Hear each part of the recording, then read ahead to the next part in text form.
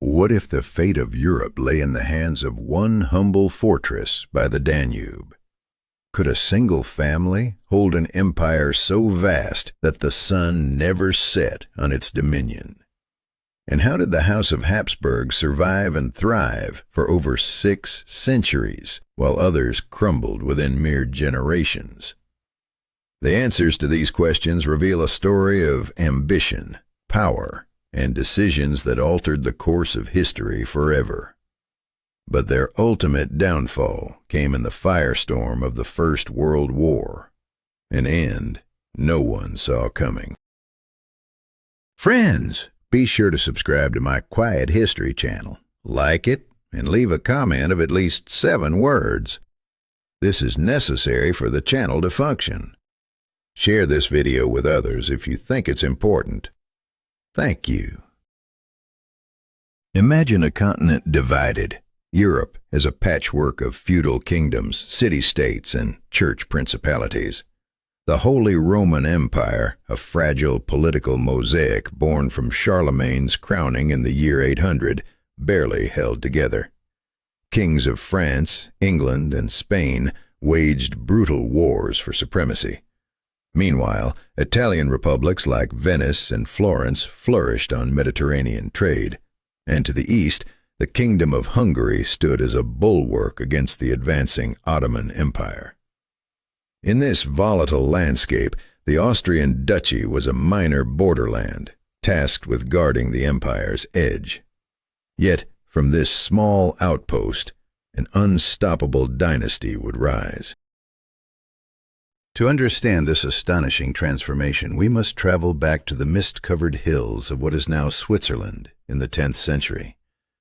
Perched on a steep hill above the Ahr River stood Habsburg Castle, Castle of the Hawks. The very name Habsburg was born here. The first Habsburgs were modest local counts, minor nobles in the labyrinth of the Holy Roman Empire's hierarchy. Their domains were mere valleys and villages, insignificant on the grand chessboard of Europe. But beneath the morning fog that cloaked their stone fortress, a storm of ambition began to gather. What dark designs stirred behind those thick walls? Inside those cold halls, the earliest Habsburgs plotted with cold calculation. Their weapon was not brute force, but the art of marriage and land acquisition. Each union, each title gained, was a step toward an empire. Then came Rudolf of Habsburg, born in the year 1218, a man unlike any before him. Tall and lean, with a sharp, hawkish nose that would become the family's hallmark, Rudolf was known for his devout faith and ruthless pragmatism. His decisions would set the dynasty on a path few could foresee. But what act of humility would make the difference between obscurity and destiny? One day, as Rudolf traveled through the countryside, he encountered a priest struggling through mud, carrying Holy Communion to a dying man. Without hesitation, Rudolf dismounted and offered his horse to the priest, choosing to trudge through the mire on foot.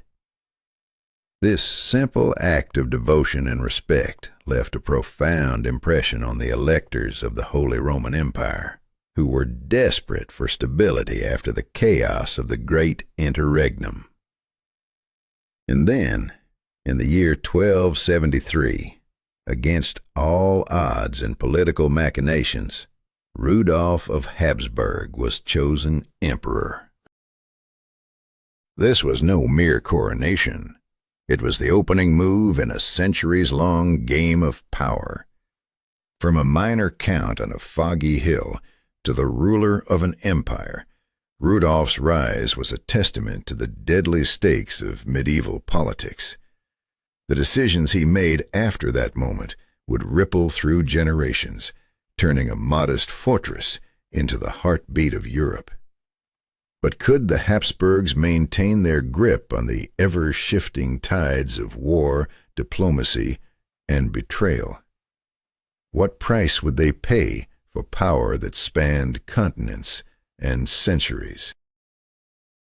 The House of Habsburg wasn't just a royal family. It was the architect of modern Europe. Their reign shaped international diplomacy and engineered marriage alliances so intricate they worked like well-oiled machines, conquering Europe more effectively than armies ever could. Vienna, under their rule, blossomed into Europe's cultural epicenter, the city where music, architecture, and intellectual thought reached unprecedented heights. Yet beneath this grandeur, the stakes were always highest. The fragile balance of power could shatter with a single misstep. Despite all their might, the Habsburgs were not immune to the relentless tides of history. The same family that commanded the sun never setting on their empire would vanish in the ashes of the First World War. Their legacy, however, continues to influence our world today, reminding us that every empire, no matter how mighty, is shaped by the choices of those who dare to grasp its reins. Are we ready to witness the rise and fall of a dynasty that defined an age? Because history does not forgive hesitation. Subscribe now to Quiet History and join us on this thrilling journey through time, power, and destiny. The saga of the Habsburgs is just beginning. Don't miss a single moment. What does it take to shape an empire? Can one man's ruthless ambition change the fate of millions? How do choices made in the heat of battle echo through centuries? This is the story of Rudolf of Habsburg, a king not crowned emperor, yet the architect of a dynasty that would dominate Europe. In the year 1277, Rudolf claimed the title King of the Romans, a stepping stone to imperial power. But this was no mere honor. It marked the lightning-fast rise of the Habsburg family. His focus was clear: acquire hereditary lands that would anchor his dynasty for centuries to come. Rudolf's decisive battle came at Markfeld in 1278, where his forces clashed with King Ottokar II of Bohemia. Picture the golden summer light bathing the battlefield, banners of the Habsburgs fluttering fiercely in the breeze, dust swirling like a halo around horses and warriors. The clash of steel, the roar of men and horses thundered across the plain. Every moment was a gamble with fate. Then came the turning point. Ottokar fell, pierced by enemy spears. In that death, the destiny of Central Europe was sealed.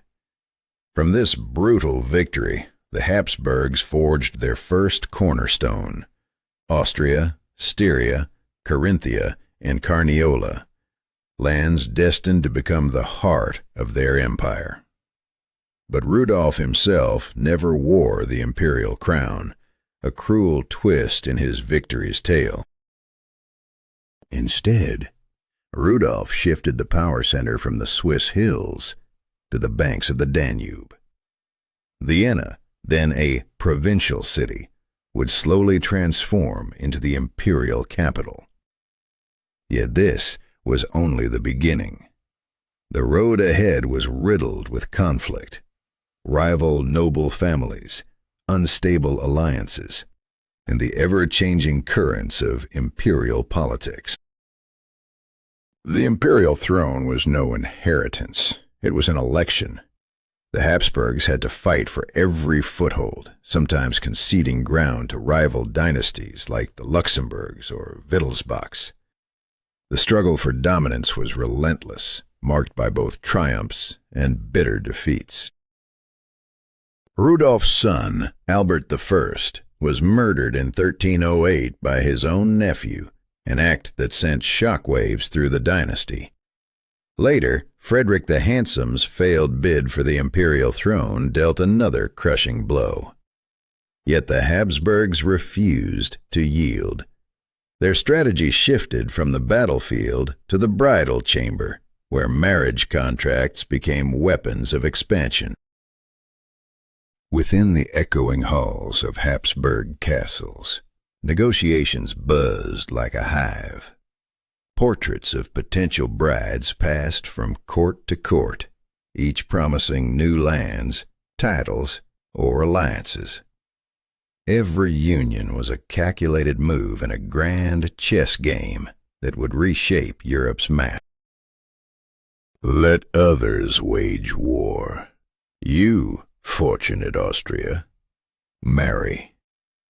This maxim, attributed to Emperor Maximilian I, captured the essence of the Habsburg strategy.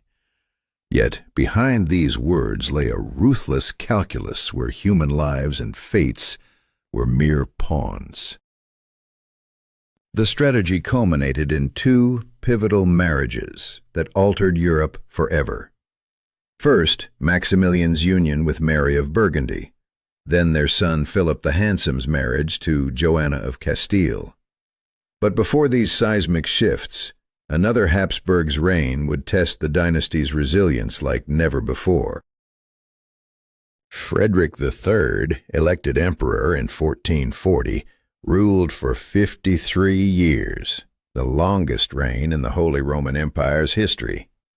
Patient and determined, this man faced rebellions within Austria itself, saw his palace besieged, and struggled to defend his fragile inheritance from foreign threats. In 1477, the marriage ceremony in Ghent's St. Bavo Cathedral sealed the Habsburgs' destiny. Mary of Burgundy, only 20 years old, adorned in golden brocade, stepped into history's unforgiving spotlight. This union sparked the true dawn of Habsburg power in Europe, an empire forged by decisions weighted with irreversible consequences and human fear. So, how did a family without an imperial crown become the rulers of continents? Through battles drenched in blood, alliances forged in cold calculation, and choices that haunted generations. The story of the Habsburgs is a relentless wave of ambition, resilience, and the haunting cost of glory. Subscribe to Quiet History to uncover more stories that changed the course of the world. What if a single marriage could change the fate of Europe? What forces push a young empire toward glory and ruin? At just 18, Maximilian stood beneath Gothic arches, dressed in the deep colors of his house, surrounded by the mingling nobility of Burgundy and Austria. This union was more than love. It was a collision of two worlds, blending the rugged Germanic power of the Habsburgs with the refined elegance of Burgundy, itself touched by French influence. Yet this fragile alliance would soon face a shattering blow. Only 5 years after their ornate wedding, tragedy struck, when Maria fell from her horse and died, leaving Maximilian a widower with 2 young children, Philip the Handsome and Margaret of Austria. The personal grief weighed heavily, but the political prize remained: the vast Burgundian inheritance, nearly doubling the Habsburgs' domains and granting them access to the vital ports of the North Sea, Antwerp and Bruges, thriving centers of commerce and power. But this was just the beginning of a ruthless game with stakes beyond imagination. Maximilian ascended to the imperial throne after his father's death in 1493, determined to secure the dynasty's future through marriage. His son Philip was promised to Joanna, daughter of the Catholic monarchs Ferdinand of Aragon and Isabella of Castile. At the same time, his daughter Margaret was betrothed to Prince Juan, heir to the Spanish crowns. These twin alliances, forged in 1496 and 1497, seemed like a strategic masterstroke, But destiny had other plans. The Spanish succession was riddled with premature deaths. Prince Juan, his sister Isabella, and her own son all perished unexpectedly. Suddenly, Joanna became the sole heir to the Spanish kingdoms. In 1506, Philip and Joanna traveled to Spain to claim their inheritance. But just as the future seemed secured, Philip succumbed to a sudden illness, likely pneumonia, shattering everything. Joanna, deeply devoted despite Philip's notorious infidelities, spiraled into what contemporaries called madness. The image of Joanna the Mad, roaming Spain with her husband's coffin, has become legend, though historians suspect her opponents exaggerated her condition for political gain. Yet her torment was real, and the weight of these losses left their 6-year-old son Charles orphaned of his father's guidance. Raised in the Netherlands by his formidable aunt, Margaret of Austria, Charles inherited a realm that spanned continents and cultures, binding the Burgundian and Austrian lands with Spain's crowns and their vast Italian and New World territories. In 1516, Charles became King of Spain following Ferdinand of Aragon's death. 3 years later, after Maximilian's passing, the young Charles was chosen as Holy Roman Emperor, Charles V, at only 19. His empire eclipsed even Charlemagne's, stretching from the North Sea to the Mediterranean and beyond to the Americas. But this crown was not won without fierce struggle. Francis I of France coveted the same title, turning the imperial election into a brutal contest of influence and corruption. 7 prince-electors held the fate of Europe in their hands. Each candidate scrambled to buy their votes, and nowhere was the battle fiercer than in the vaults of the Fugger bankers in Augsburg, whose loans tipped the balance in Charles's favor. On election day in Frankfurt, tension crackled in the air. French and Habsburg delegations waited, nerves taut as a wire. When Charles's name was finally announced, thunderous applause erupted, city bells rang, cannons roared salvos, and the streets flooded with triumphant processions. The double-headed eagle of the Habsburgs soared over Europe, a symbol of unmatched power from the North Sea to the Mediterranean, from ancient Old World realms to the new colonies across the ocean. Charles's reign marked the zenith of Habsburg supremacy, but his sprawling empire posed immense challenges. Constantly on the move, Charles struggled to govern a realm so vast and diverse that every decision carried irreversible consequences, each one a thread in the fragile tapestry of European destiny. History often remembers kings and queens for their titles and armies, but behind every crown lies a story of human fear, heartbreak, and impossible choices. From Maximilian's ambitious unions to Charles's youthful coronation, the legacy of the Habsburgs is a relentless saga of power seized and lost, of alliances forged in hope and shattered by fate. What remains is a stark reminder. Empires rise and fall not just through war, but through the perilous gambles of marriage, inheritance, and the fragile hearts of those who wear the crown. Stay with Quiet History to unravel more stories where every decision echoes through time, shaping the world we live in today.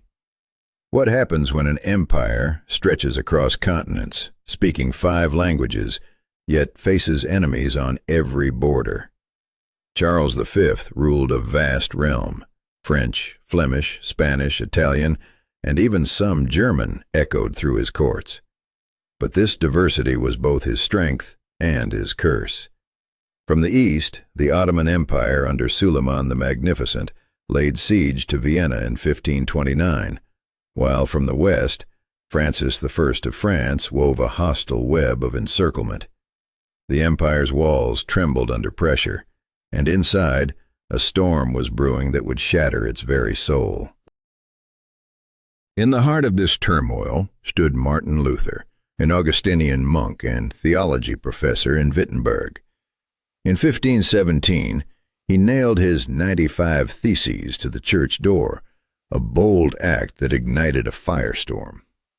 What began as a theological dispute over indulgences exploded into a movement that tore Europe apart. For Charles, a devout Catholic, Luther's Reformation was not only heresy, but a direct political threat to the unity of his empire. The stakes were no longer just spiritual, they were existential. The confrontation came to a head at the Diet of Worms in 1521. Picture a grand hall filled with princes and prelates, all eyes on the defiant monk standing before the emperor.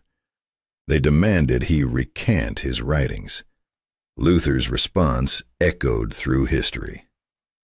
"I cannot and will not recant anything, for to go against conscience is neither safe nor right. Here I stand, I can do no other. God help me. Amen." The room held its breath. Charles declared Luther an outlaw, but the movement could not be crushed. German princes shielded the reformer, and the Reformation spread like wildfire, fracturing the Holy Roman Empire into Catholic and Protestant territories. This religious schism haunted the Habsburgs for centuries, a wound that refused to heal. Decades of war and relentless governance wore down Charles. In 1556, in a ceremony heavy with emotion at the palace in Brussels, he made a decision that shocked Europe. He abdicated. The empire that once seemed unbreakable was divided.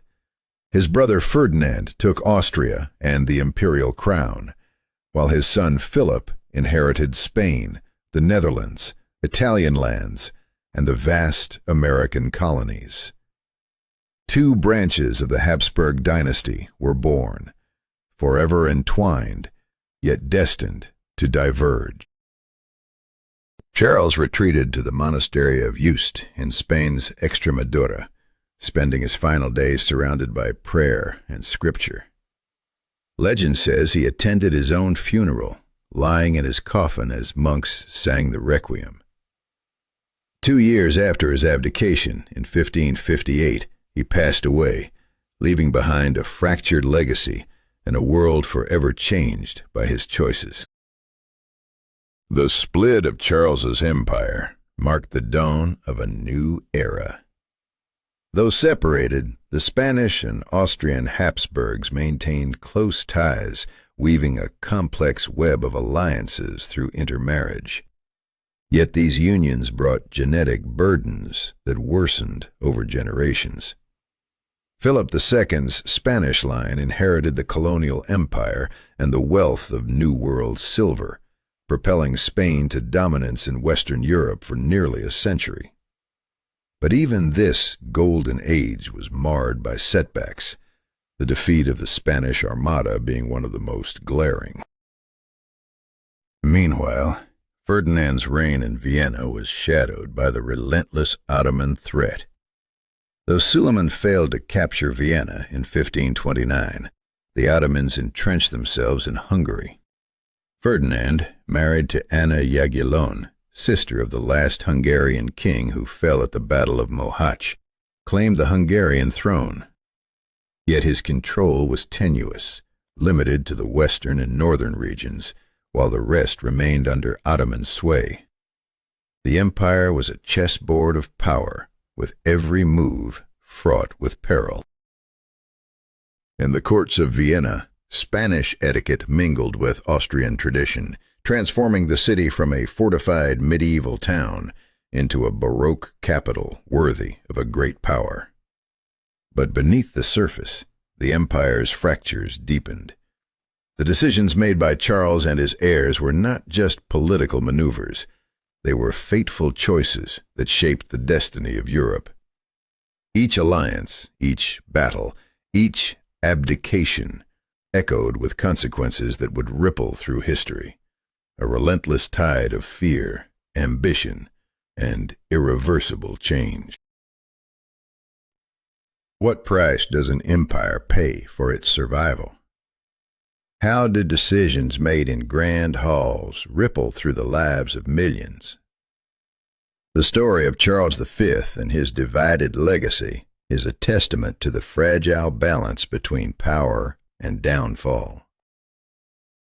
If you want to dive deeper into the tangled web of history and uncover the human stories behind these monumental events, subscribe to Quiet History and join us on this journey through time. What happens when a kingdom is split not by choice, but by force? When borders are drawn by invaders and loyalties are torn apart? Hungary was cleaved into three, a fractured land caught between the iron grip of the Ottoman Empire and the uneasy rule of the Transylvanian prince, a vassal to the Turks.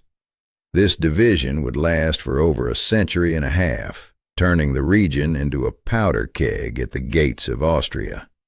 But what price would the people pay for this endless conflict? Along these volatile borders, life was a constant gamble. Villagers were soldiers, and soldiers were villagers. Raids and counter-raids ravaged the countryside without mercy. Fortresses rose like scars across the landscape, symbols of fear and defiance.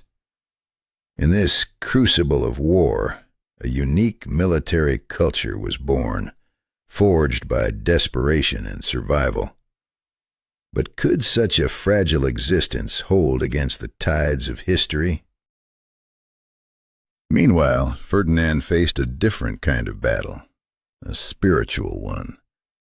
Unlike his brother Charles, he chose pragmatism over zealotry in confronting the Protestant Reformation.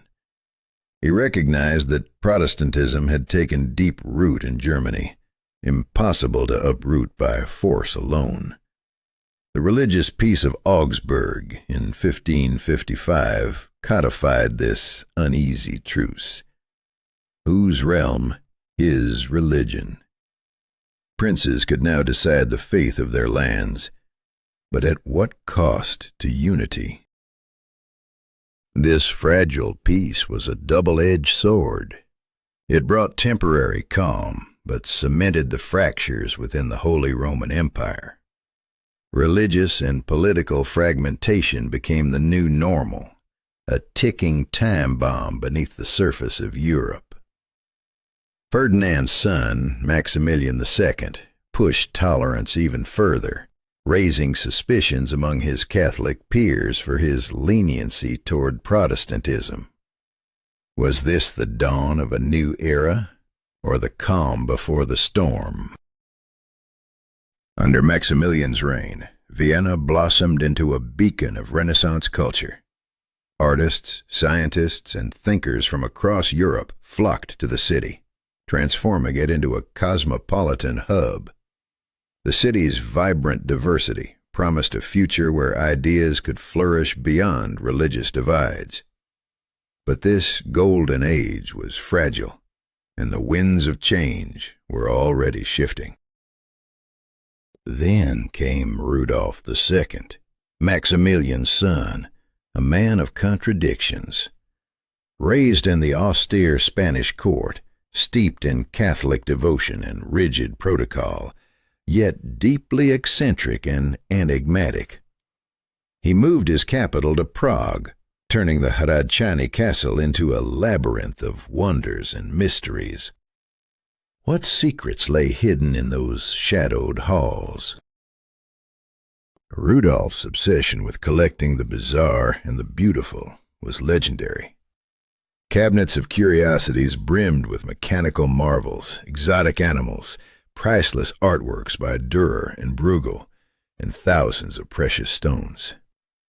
Alchemists, astronomers, and artists mingled in his court. The likes of Tycho Brahe and Johannes Kepler pursued revolutionary discoveries here. But was this a sanctuary of genius or a gilded cage of madness? Amidst this intellectual splendor, dark clouds gathered. The religious tensions that had simmered for decades boiled over, especially in Bohemia, where Protestant nobles grew restless. Across Germany, Catholic and Protestant factions formed rival alliances, each preparing for the inevitable clash. Meanwhile, Rudolph's mental health deteriorated. Periods of deep melancholy left him withdrawn, neglecting his duties and his empire. Could his fragile mind withstand the storm? His brother Matthias saw the empire unraveling and seized control. Piece by piece, Rudolph was forced to cede his lands, first Hungary and Austria, then Moravia, and finally Bohemia itself. The once powerful emperor was reduced to a shadow in his Prague palace, isolated and embittered. When Rudolph died in 1612, he left behind a realm on the brink of chaos. Matthias inherited a powder keg.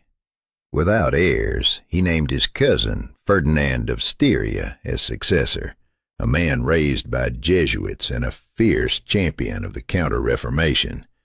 This choice sent shockwaves through the Protestant nobility, igniting fears of renewed persecution and war. The stage was set for a conflict that would engulf Europe in flames. How far would faith and power push men to the edge? Could the fragile peace forged by pragmatism survive the ruthless ambitions of rulers and the desperate hopes of their people? The choices made in these turbulent years were irreversible, setting the course for a war that would reshape the continent forever. If you want to dive deeper into the tangled web of history and the fateful decisions that shaped our world, subscribe to Quiet History and join us on this journey through time. What happens when fear of losing everything pushes men to the brink of rebellion? How far can a single desperate act ignite a continent-wide inferno? In the year 1618, Bohemia, fearful for its religious freedoms, became the spark that would light the flames of the 30 Years' War. The infamous Prague defenestration saw 2 imperial envoys hurled from the windows of Prague Castle by enraged Protestant nobles. Miraculously, both men survived the deadly fall, crashing into a pile of manure. Catholics hailed it as divine intervention, Protestants mere luck. But none could ignore the shattering consequences. Open rebellion exploded in Bohemia. The insurgents deposed Ferdinand II and crowned Frederick V, Elector Palatine and leader of the Protestant Union, as their new king. The stage was set for an irreversible clash. Ferdinand, now emperor after Matthias's death in 1619, refused to back down. With the iron fist of his cousin, Philip III of Spain, and the formidable Catholic League behind him, he crushed the Protestant forces at the Battle of White Mountain outside Prague in 1620. This brutal victory marked not just a military triumph, but a ruthless turning point for Bohemia's fate. Ferdinand imposed forced re-Catholicization, expelling Protestant preachers and demanding noble families convert or flee into exile. Thousands departed, carrying away generations of craftsmanship and culture, while confiscated lands were handed to loyal Catholic nobles, often foreign-born. The Czech language and culture were pushed to the margins, ushering in what historians call the Dark Age. But this was only the beginning. What started as a Bohemian uprising spiraled into a catastrophic European conflict, dragging nearly every great power into its deadly orbit.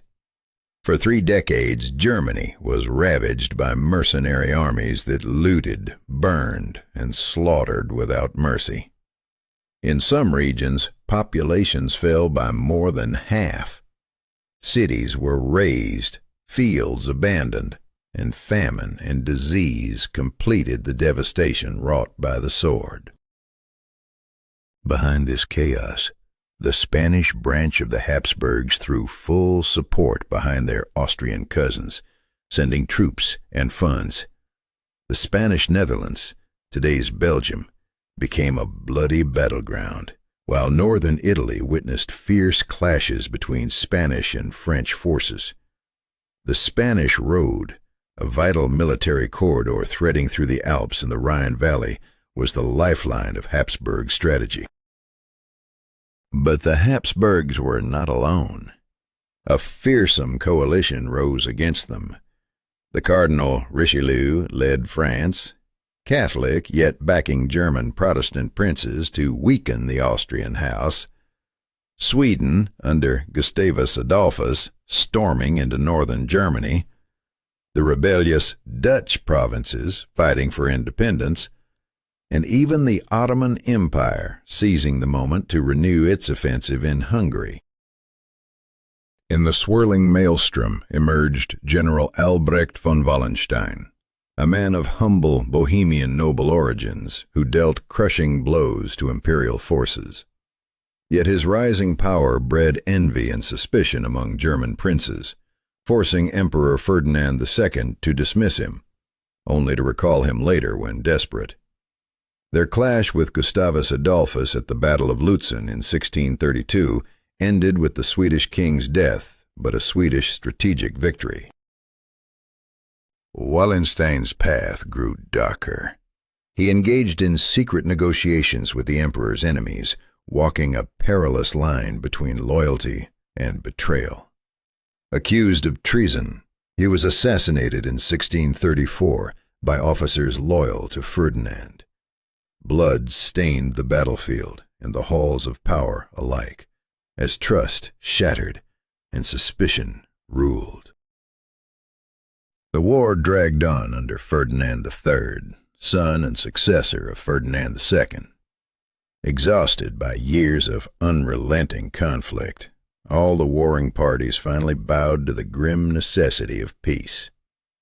In 1648, the Treaty of Westphalia ended the 30 Years' War, redrawing the political map of Europe and sealing the irreversible consequences of decades of fear, ambition, and shattered lives. From a window in Prague Castle to the sprawling battlefields of Europe, the choices made by kings, generals, and nobles carved paths soaked in blood and despair, paths that no one could turn back from. This was a war born of irreversible decisions, devastating fears, and the cruel calculus of power. The past still echoes in every shadow of Europe's history. If this journey through history gripped you, don't miss what comes next. Subscribe to Quiet History for more tales where fate hangs by a thread and every choice changes everything.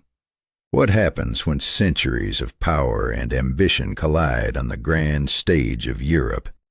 How do empires rise and fall through decisions made in moments of fear and desperation? The 30 Years' War left the continent's religious and political map shattered, with consequences that would echo for generations. The Austrian Habsburgs emerged from the conflict with mixed fortunes, strengthened in Bohemia, yet watching the Holy Roman Empire fracture further into fragmented, decentralized states. But this was only the beginning of a new, volatile chapter. France, once a distant player, seized the moment to assert itself as the new arbiter of European affairs. Meanwhile, German princes gained near total independence, reducing the imperial title to little more than an honorary distinction. In the shadows, the Spanish Habsburgs faced a grim reality. Their empire was crumbling. Prolonged wars with France, the struggle for the independence of the United Provinces, and internal economic turmoil drained Spain's strength. The golden age of Spain was drawing to a close, its decline irreversible. Amidst this turmoil, the Austrian Habsburgs shifted their gaze eastward. The Ottoman Empire, once an unstoppable force, showed signs of weakening after centuries of expansion. Hungary remained partially under Turkish control, a prize ripe for reconquest, and a chance to extend Habsburg influence deep into the Balkans. But this path would demand ruthless decisions and unyielding resolve. Enter Leopold I, ruler from 1658 to 1705. Originally destined for a life in the church as a younger son, fate cruelly reshaped his destiny after the untimely death of his elder brother. Physically frail, marked by the infamous Habsburg jaw, a legacy of generations of inbreeding, Leopold compensated with a sharp mind and rigorous education. His reign would become a turning point, blending culture and conflict in equal measure. Leopold was no mere warrior. He was a patron of the arts, especially music. Under his rule, Italian opera flourished in Vienna. He composed music himself, drawing musicians from across Europe to his court. The city transformed, taking on the opulent Baroque style that would define its skyline. But beneath this cultural renaissance, the threat of war loomed ever larger. July 1683. The Ottoman army, led by the formidable Grand Vizier Kara Mustafa, laid siege to Vienna. The imperial capital faced annihilation. Leopold and his court fled, abandoning the city's defense to Count Ernst Rüdiger von Startemberg. For 2 harrowing months, the citizens of Vienna endured relentless bombardments, tunnels exploding beneath their walls, and repeated assaults. The city teetered on the brink of collapse. Then, salvation arrived. On September 12th, the coalition army commanded by King John III Sobieski of Poland and Duke Charles V of Lorraine launched the decisive counterattack. The battle's climax was the legendary charge of the Polish winged hussars, their armor adorned with feathers that whistled terrifyingly as they thundered into the enemy ranks. The Ottoman forces shattered, abandoning their camp and immense treasures in flight. Sobieski sent the captured green standard of the Grand Vizier to the Pope, accompanied by a message echoing Julius Caesar's words, "Veni, vidi, Deus vicit." I came, I saw, God conquered. Kara Mustafa was held accountable for the defeat, executed by strangulation with a silk cord, a grim tradition for fallen Ottoman dignitaries. This victory was not just a military triumph, it marked a seismic shift in the balance of power.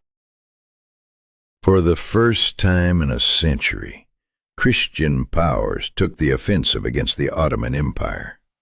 The Holy League was formed, uniting Austria, Poland, Venice, and later Russia in a common cause. Commanders like Charles of Lorraine and the brilliant Prince Eugene of Savoy would lead imperial armies into a new era of conflict and conquest.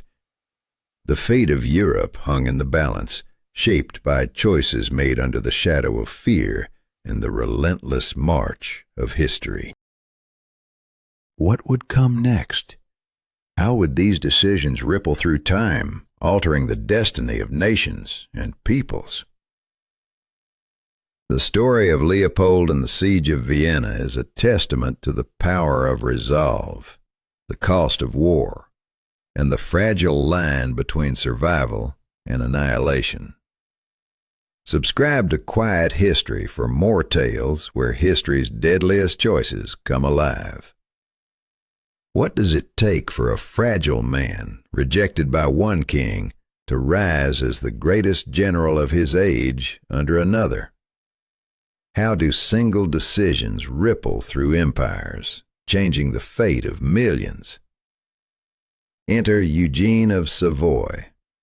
Born in Paris, dismissed by Louis XIV, yet destined to redefine the power of the Habsburgs forever. Eugene's victories stacked relentlessly. In the year 1697, at the Battle of Zenta, he decimated the Ottoman army, slaughtering over 30,000 Turks at the cost of only 300 of his own. This brutal triumph was no mere skirmish. It was a turning point that tilted the balance of power in Eastern Europe, forcing the Ottoman Empire far back beyond the Danube River. The Treaty of Karlowitz, signed 2 years later in 1699, sealed this seismic shift. Hungary, save for the Banat of Timișoara, Transylvania, large parts of Croatia and Slavonia, all fell under Habsburg control. But what did this mean? For the first time in centuries, the empire stretched deep into a diverse, volatile melting pot of people.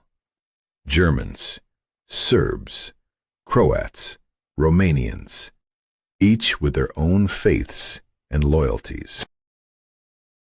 The Habsburgs were forced to confront a cruel truth. Power was no longer about sword or crown alone, but governance. How do you rule a patchwork of nations, tangle a web of cultures without unraveling your empire? The monarchy evolved, balancing central authority with fragile local autonomies. A new, complex dynasty was born from the ashes of conquest. While the Austrian Habsburgs expanded east, their Spanish cousins sank into despair. Charles II, last of the Spanish line, bore the scars of generations of incest. A man physically frail, intellectually limited, haunted by the knowledge he would sire no heir. His face, pale and gaunt, mirrored the looming extinction of a dynasty. Yet, even in his weakness, Charles showed the heart of a ruler. During the Great Famine of 1693, he famously ordered his own food to be given to Madrid's starving poor. But compassion could not save a dynasty teetering on the edge of oblivion. The question of his succession ignited a feverish scramble among Europe's great powers, each desperate to claim Spain's vast empire. Diplomatic intrigues swirled like a maelstrom. France, Austria, England, the Dutch Republic, all schemed and negotiated, offering and rejecting treaties to divide Spain's fortune. In the end, Charles's final act shocked the continent. He named Philip of Anjou, grandson of Louis XIV, as his universal heir. Charles died in the year 1700, and immediately Europe braced for war. The delicate balance shattered, plunging into conflict that would reshape crowns and borders. The War of Spanish Succession had begun, a brutal contest for the future of nations. When the dust settled, The Treaty of Utrecht in 1714 carved new realities. Philip V kept Spain and its American colonies, but renounced claims to the French throne. The Habsburgs gained the Spanish Netherlands, what would become Belgium, plus Milan, Naples, and Sardinia, later swapped for Sicily.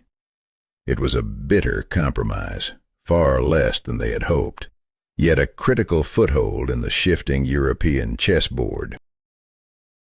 Now Emperor Charles VI faced a new challenge, consolidating his fragmented empire and securing a lasting legacy.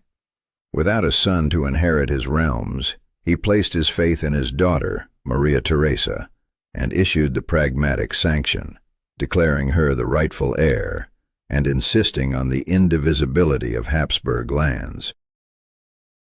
For years, Charles negotiated hard, demanding recognition of this unprecedented decree from European powers and his own subjects alike. When Maria Theresa ascended the throne in 1740, just 23 years old, the world watched with bated breath. But no peace awaited her. Defying all agreements, Frederick the Great of Prussia invaded her richest province, igniting the War of Austrian Succession. Fate had dealt a cruel hand once more. Maria Theresa's reign marked by battles, betrayals, and the relentless struggle to hold together an empire built on fragile promises. The decisions of one fragile man, the ambitions of kings and queens, the shifting alliances of empires, these threads wove a tapestry of power, fear, and irreversible choice. And at every turn, the question lingered: who truly controls the course of history? If you found this journey through the rise and fall of dynasties compelling, subscribe to Quiet History for more tales where human decisions shape the fate of nations. What happens when a continent stands on the edge of chaos and a young ruler must face a storm of enemies? Could one woman's courage alter the fate of empires? Maria Theresa, Archduchess of Austria, was thrust into a brutal conflict known as the War of Austrian Succession, where every decision carried irreversible consequences. The stage was set with Bavaria, Saxony, France, and Spain forming a deadly coalition aimed at carving up the Habsburg lands. As the tension mounted, Maria Theresa's resilience would be put to the ultimate test, her kingdom, her dynasty, and her legacy hanging in the balance. In a moment that would echo through history, Maria Theresa stood before the Hungarian Diet in Pressburg, today's Bratislava, holding her newborn son in her arms. The air crackled with tension as she spoke in Latin, appealing not just to their loyalty, but to their very spirit, calling on the Hungarian nobility to defend their queen and kingdom. It was a dramatic gamble, a plea born of desperation and unwavering resolve. The response shattered the silence. Hungarian nobles drew their sabers, shouting, "Maria Theresa for our king!" a title heavy with implication, as Hungary did not traditionally accept female rulers. This electrifying scene revealed the complex, fragile alliance between the Habsburgs and the fiercely independent Hungarian nobility. Yet this alliance was a double-edged sword. The Hungarians demanded that their freedoms and constitution be respected, even as they pledged allegiance to the Habsburg sovereign. Maria Theresa understood that without Hungary's support, her empire could crumble. This moment was more than symbolic. It was a strategic lifeline amid political chaos. But could the bond forged in Crassus withstand the brutal realities of war and shifting alliances? The very survival of her reign depended on it, and every step forward was shadowed by risk. The War of Austrian Succession dragged on for nearly a decade, ending only with the Treaty of Aachen in 1748. Maria Theresa managed to retain most of her inheritance, but at a steep cost. She was forced to cede Silesia to Prussia and Parma to Spain. Losing Silesia, a rich and industrially vibrant province, was a devastating blow that sowed seeds of bitter enmity between the Habsburgs and the rising Prussian House of Hohenzollern. It was a wound that would shape European conflicts for generations. Was this defeat a fatal fracture, or a call to rebuild stronger? Determined not to be broken by loss, Maria Theresa launched an ambitious program of reforms to modernize her empire. She centralized administration, curtailing the power of provincial estates dominated by the nobility, and imposed new taxes on noble lands for the first time. Education was wrested from the church's control, especially after the Jesuit order was dissolved in 1773, bringing schools under state authority. These reforms echoed the ideals of the Enlightenment, though Maria Theresa herself remained deeply religious and wary of some of its more radical currents. The empire was transforming, but change always invites resistance. Her son, Joseph II, emerged as a stark contrast, a passionate reformer inspired by Enlightenment philosophy. From 1765 onward, Joseph pushed to apply these ideals more radically, setting the stage for a clash between tradition and innovation within the Habsburg court. This tension reflected a deeper struggle facing monarchies across Europe: how to balance age-old authority with the unstoppable tide of modern thought. The future of the empire, and possibly Europe itself, depended on the outcome of this struggle. Meanwhile, a diplomatic sea change was underway. Under the guidance of skilled advisors like Prince Kaunitz, Maria Theresa orchestrated the diplomatic revolution, a stunning realignment that threw old enemies into new alliances. Austria, long opposed to France, now stood beside it against Prussia and Britain. This seismic shift plunged Europe into the 7 Years' War from 1756 to 1763, a truly global conflict spanning Europe, North America, and India. Despite the new coalition, Maria Theresa failed to reclaim Silesia, and the Treaty of Hubertusburg cemented Prussia's status as a great power.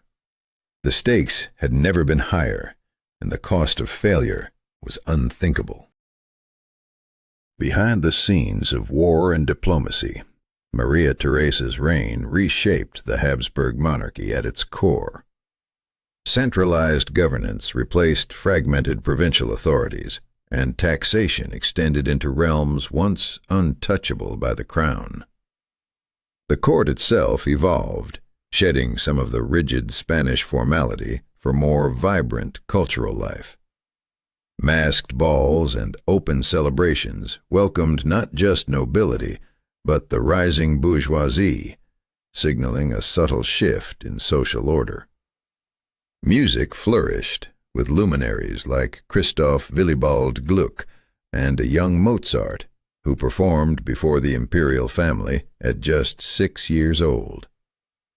The Palace of Schönbrunn became a symbol of this new era, grand yet distinctly Austrian. Maria Theresa's personal life mirrored the relentless demands of her reign. She bore 16 children, a staggering testament to both her strength and the era's expectations. Each birth was a political event, securing alliances and succession, yet shadowed by the constant threat of war and upheaval.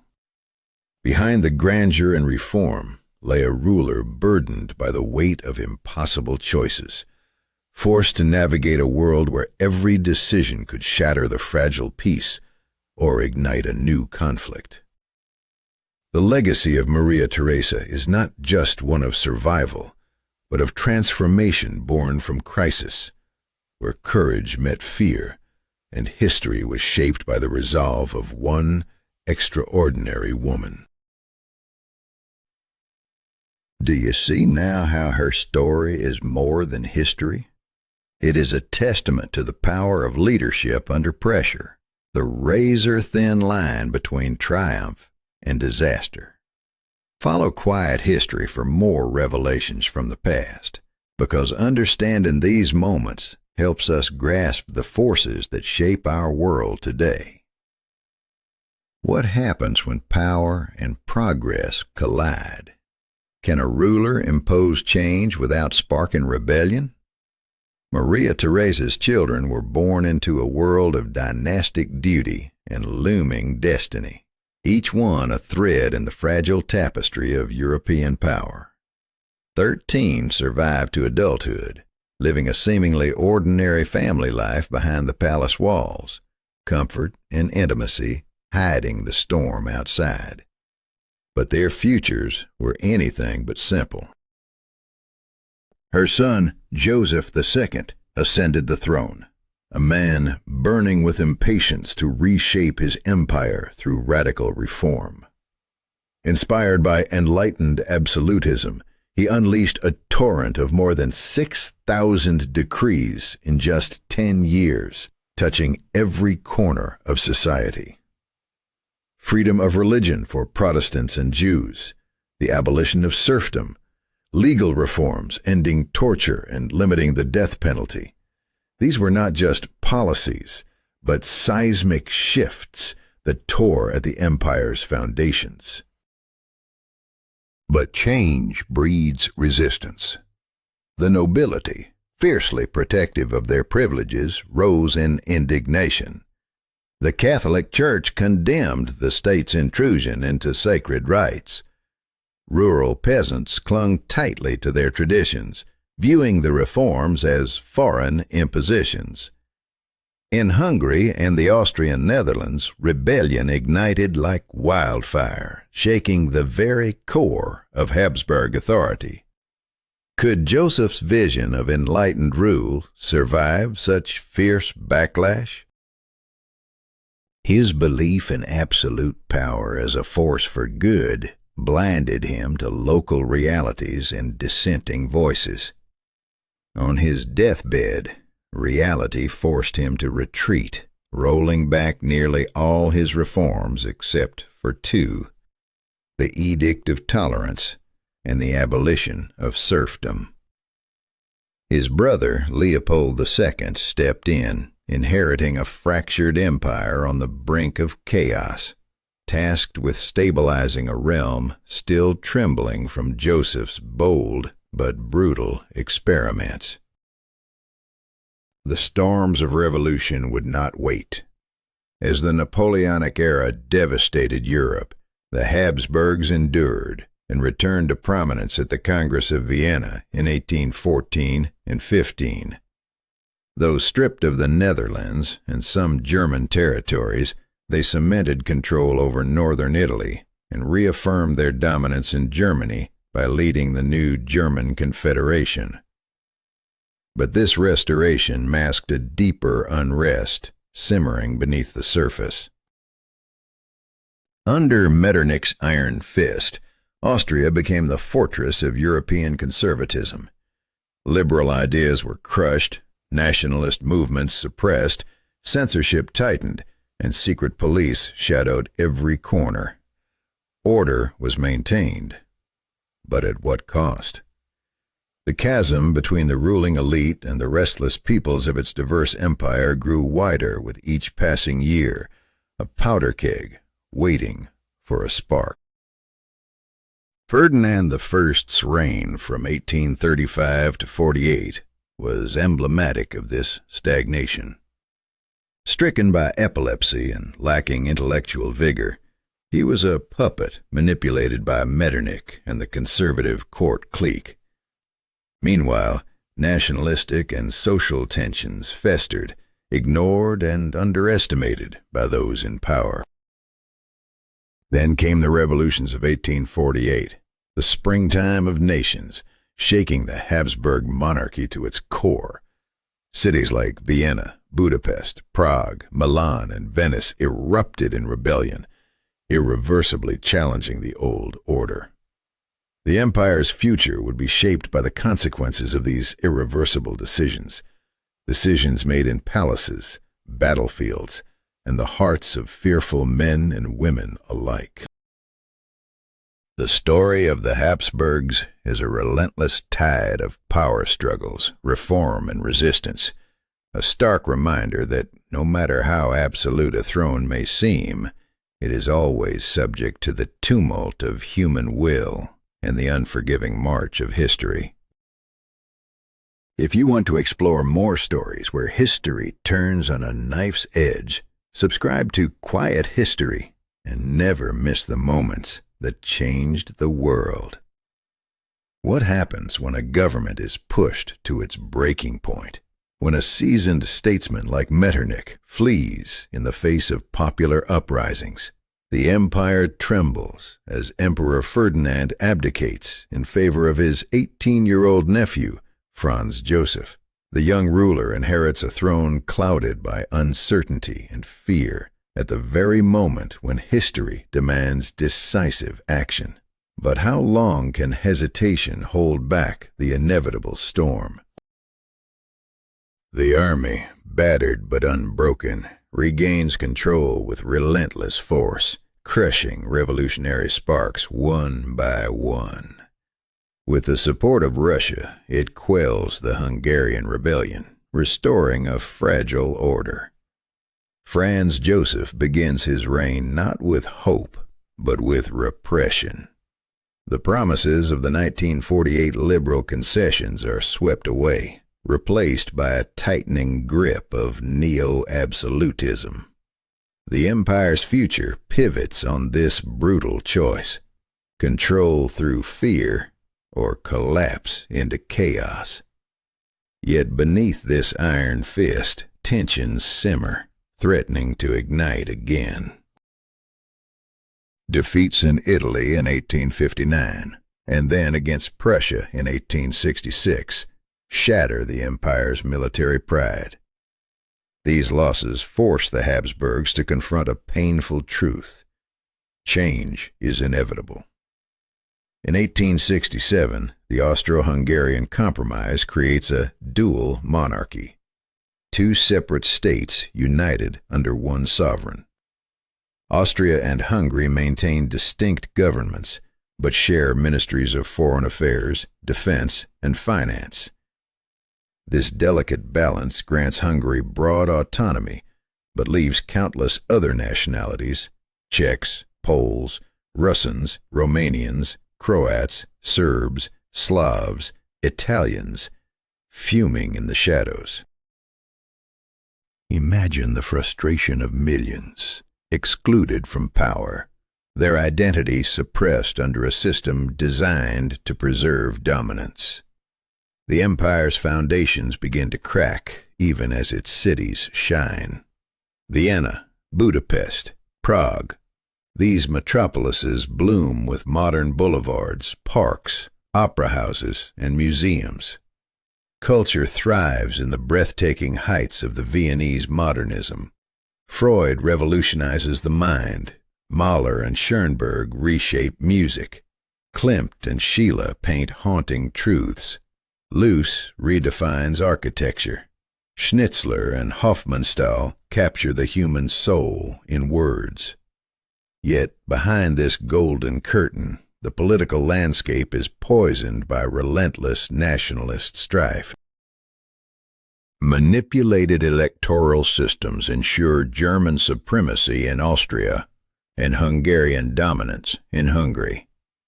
Parliaments are paralyzed by systematic obstruction from nationalist and social democratic factions alike. The aging emperor clings desperately to outdated visions, unable to comprehend the changing world around him. His personal life mirrors the empire's tragedy. His brother Maximilian is executed in Mexico after a failed imperial venture.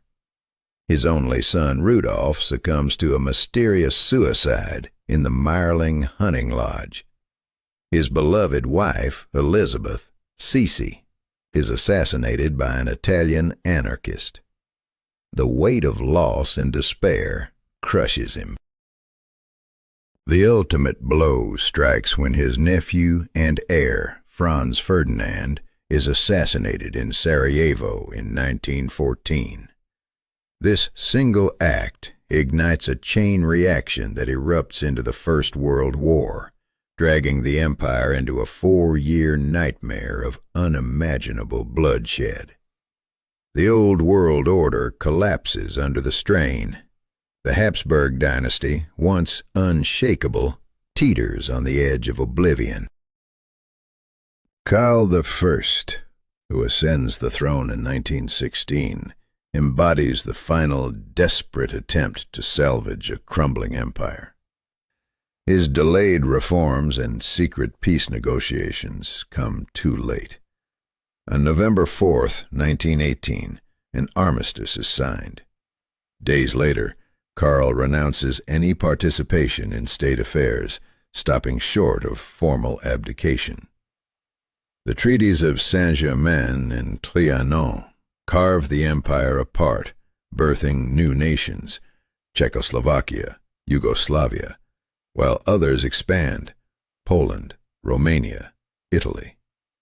Austria and Hungary shrink to inconsequential enclaves, stripped of industry and sea access. In 1919, the Austrian National Assembly forever banishes the Habsburgs and confiscates their property. The empire that once commanded vast territories and peoples dissolves into memory and shattered dreams. What remains is a cautionary tale of power, pride, and the tragic consequences of choices made too late or too harshly. Subscribe to Quiet History to unravel more stories where fate hangs in the balance and history's greatest empires rise and fall by the weight of their own decisions. What does it mean to lose a throne? What happens when centuries of power unravel in the blink of an eye? Charles IV, fleeing to Switzerland, twice attempted to reclaim the Hungarian crown in 1921, and twice he failed. His final days would be spent in exile on the remote island of Madeira, where he died the following year at the age of 34. But his death was not just the end of one man. It was the collapse of a dynasty that had shaped European history for centuries. Yet the story of the Habsburgs is far from over. How could a family rule for so long, weaving their legacy into the very fabric of cities like Vienna, Prague, and Budapest? Their mighty palaces, Baroque churches, and grand squares stand as silent witnesses to an empire's past glory. But beyond the stones lie deeper traces, the administrative systems, legal traditions, and cultural norms that still govern the successor states. This was a dynasty whose influence outlived its throne. But at what cost? What price did the people pay for such enduring power? The Habsburg Empire was a paradox, a feudal relic in a modern age, yet also a pioneer of European integration. Their rule combined ruthless authoritarian control with pragmatic multiculturalism, holding together a patchwork of nations under one crown. This delicate balance was impossible to maintain forever. The choices they made, the compromises they struck, shaped not only their fate, but the future of an entire continent. And as cracks appeared in this fragile unity, the tension mounted. Why do we still recount the Habsburg saga as a simple chain of monarchs and conflicts? Behind every crown and treaty, there was a complex human drama, ambitions clashing with doubts, political visions tangled with personal tragedies. Charles, his wife, Empress Zita, and their 8 children lived with the unbearable weight of a crumbling empire. Their story echoes the eternal struggle of Europe itself, struggling to reconcile unity with diversity, tradition with progress, centralized authority with local freedoms. Empires, no matter how powerful, are mortal. Yet the Habsburgs teach us something vital: political vision, sustained by resilience and adaptability, can shape history across generations. In a world obsessed with instant results, their dynasty's centuries-long reign challenges us to rethink the pace of power and the passing of responsibility from one generation to the next. How do we bear the weight of history when every decision ripples through time? The Habsburgs' rise and fall forces us to confront fundamental questions about the nature of power and the role of dynasties. What does it mean to govern a mosaic of peoples with different languages, cultures, and ambitions? Their story is a cautionary tale, but also a beacon, illuminating the tensions and possibilities of a united Europe. The empire's legacy continues to inspire debate, reflection, and storytelling. If you